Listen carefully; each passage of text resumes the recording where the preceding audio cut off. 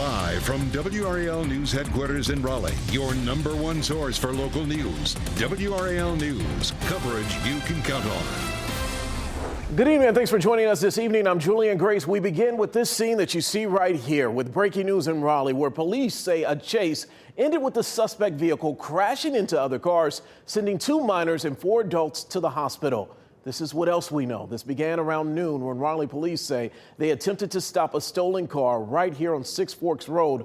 But instead of stopping, the vehicle sped away and a chase started. Police say they ultimately stopped the chase. Even so, the vehicle crashed into other cars on Wake Forest Road near the Capitol Boulevard intersection. That's certainly a well-known high-traffic area of the city. Let's bring in WRAL's Carly Haynes. She joins us live, as you can see right there, to tell us more about the crash. And Carly, I understand that you spoke with someone who saw this all happen. And Julian, she was just feet away from getting hit herself. Her 4-year-old son was in the car with her. The Raleigh police have since moved 2 of the cars that were involved off to this parking lot, off of the intersection that we're standing in. You can see just how significant that damage is to the 2 of them. Well, the witness said she was stopped at a different intersection just down the road when the suspect's car came speeding past, running the red light and narrowly missing her. She thought maybe they didn't see that red light until the car tried running another red light at the intersection that we're standing in right now. That's when the suspect hit a car with enough force that it ricocheted into 2 other cars going the opposite direction. The witness tells us police then quickly arrived with their sirens on. A few of them had surrounded that car and immediately pretty much had their guns drawn, going around where that driver was. The driver tried to get out and start running, but with how the police had surrounded them, I think that person quickly realized that wasn't going to happen, so stopped and got on the ground, and then it looked like they apprehended that person. The suspect, an adult woman, was taken into custody. Meanwhile, 6 people, including 2 juveniles, were taken to the hospital, though they are expected to live. Police say earlier in the day that stolen car was involved in a robbery. Julian. Very frightening moments out there today. Carly Haynes reporting live for us in Raleigh. Thank you. I'm Megan Glova in the WRAL Live Center. Goldsboro police tell us they made 2 arrests in 2 separate armed robberies around noon today. Take a look. Here's where the first happened at Vapor Plus on Royal Avenue. We're told a man went inside, threatened employees with the firearm, and took cash. Now, only 10 minutes later, police got a call about another armed robbery around this location. That is Central Heights Road at 5 Star Convenience Store. Same situation, a man went inside, threatened employees with the firearm, and took cash.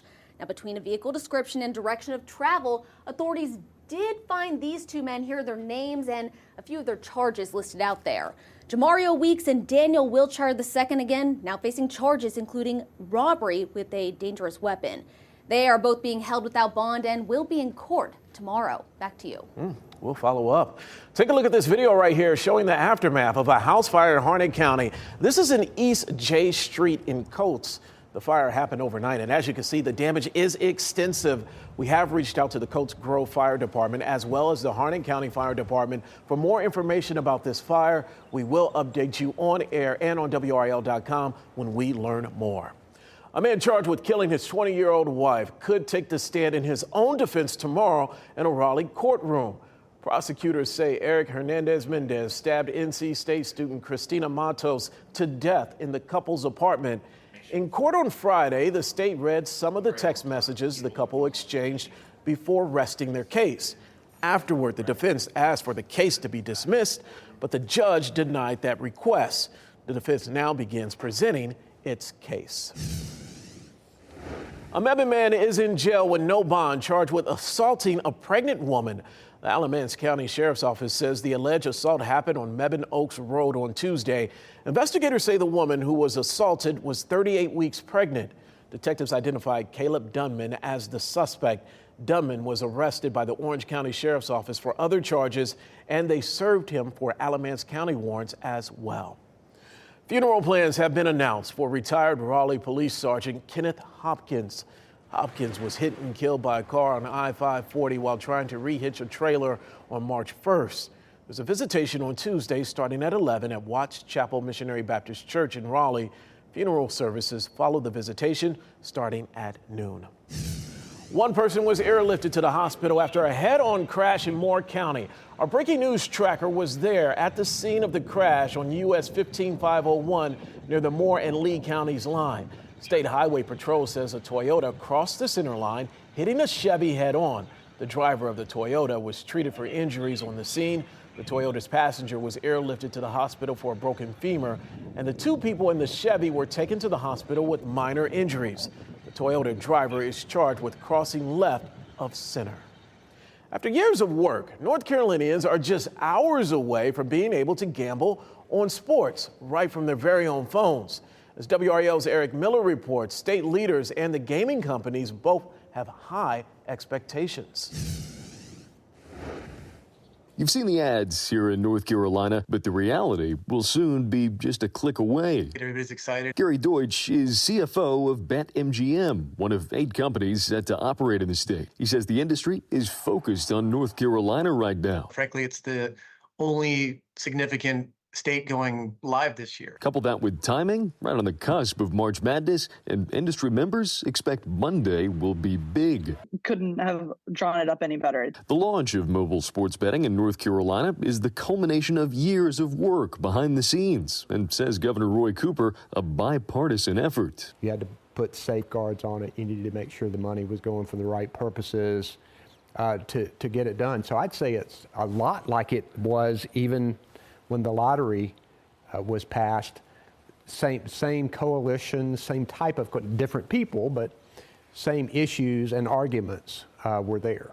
Gaming companies have been working to find their own niches. BetMGM is getting in the driver's seat with the Charlotte Motor Speedway. FanDuel is taking the field with the Panthers. We know it's important to talk to the fans of the teams and the leagues that, those state residents care the most about. Industry members and Governor Cooper say steps have been taken to ensure the state will receive its fair share of revenues, and measures are in place to mitigate problem gambling. But the legacy of legal sports betting will be written in years, not hours, and state officials will be watching closely. I think the thing that you want to make sure is that it does not invade the sport and does not cause problems with the competition.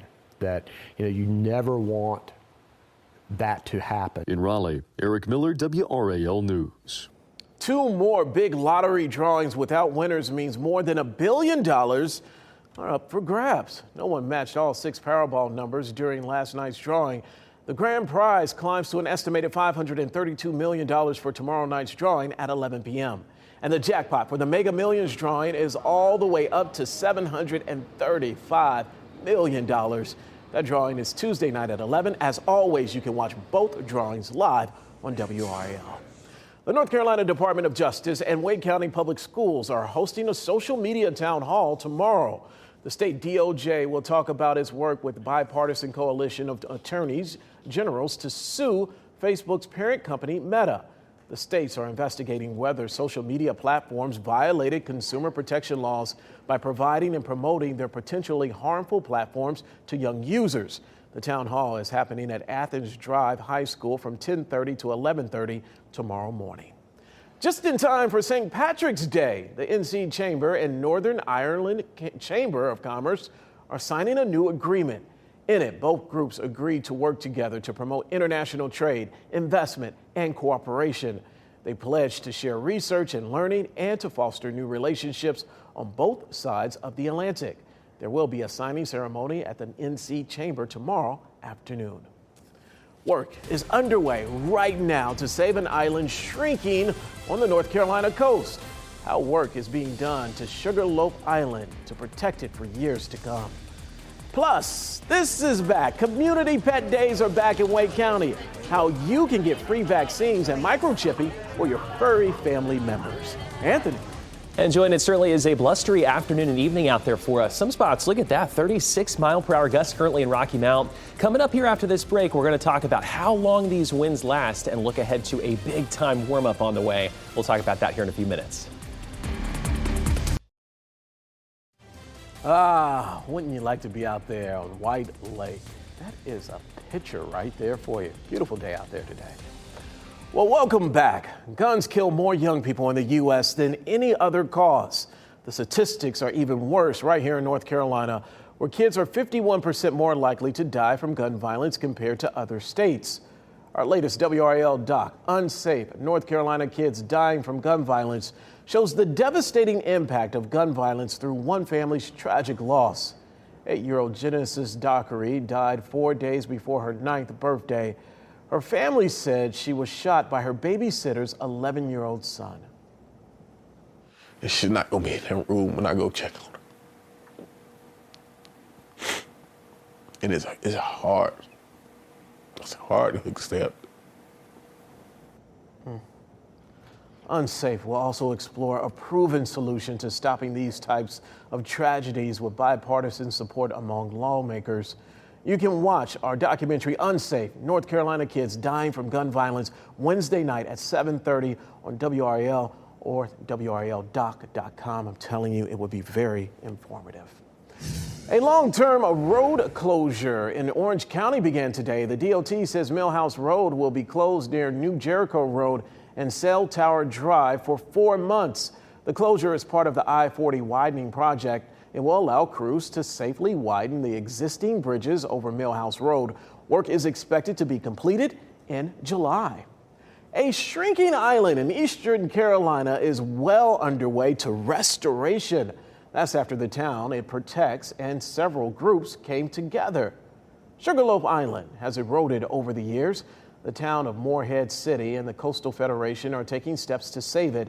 Their project includes installing special devices in the water, the objects which break up and slow down waves and help prevent future erosion.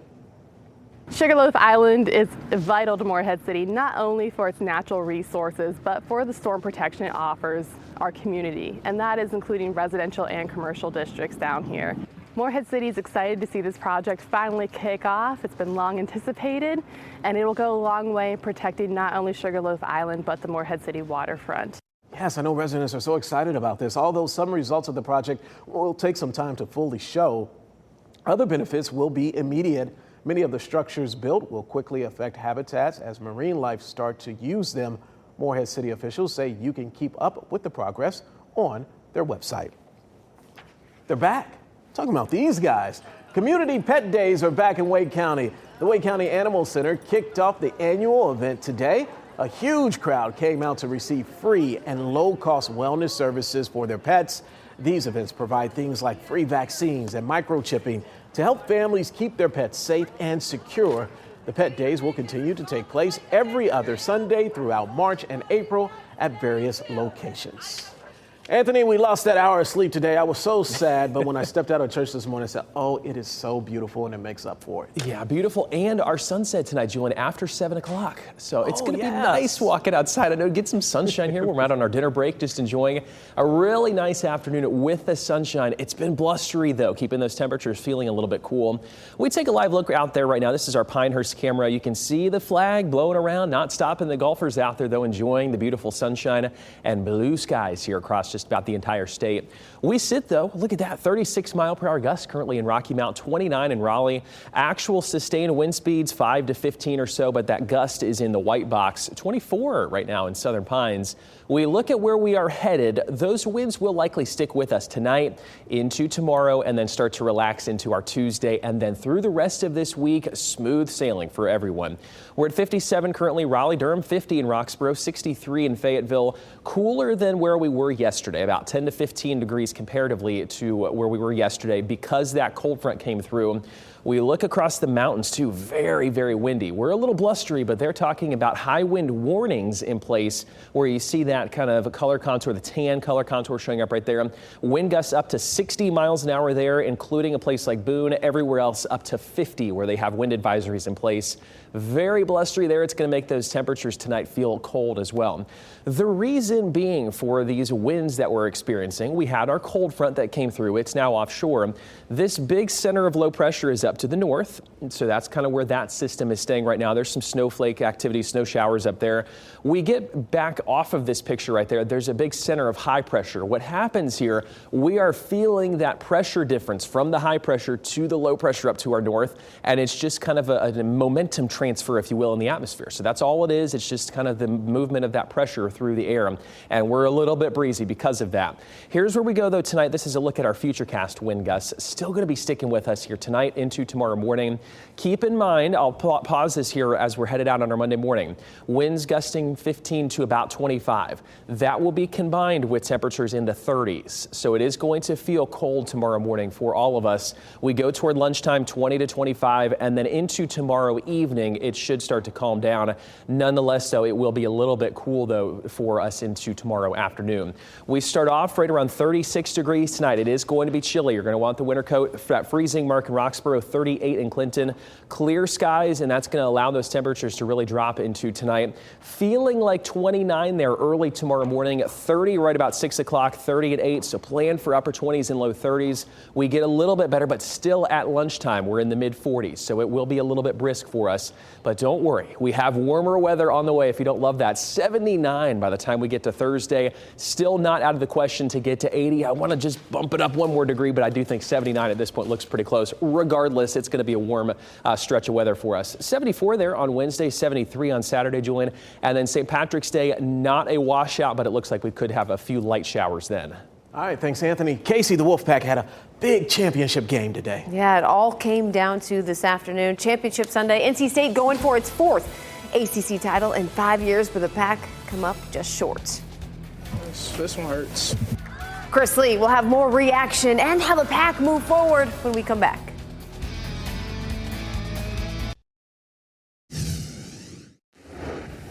This one hurts. The game was a battle. They came out and did exactly what they were supposed to do. Like I said, we'll take time to ourselves and get ready for whoever's next.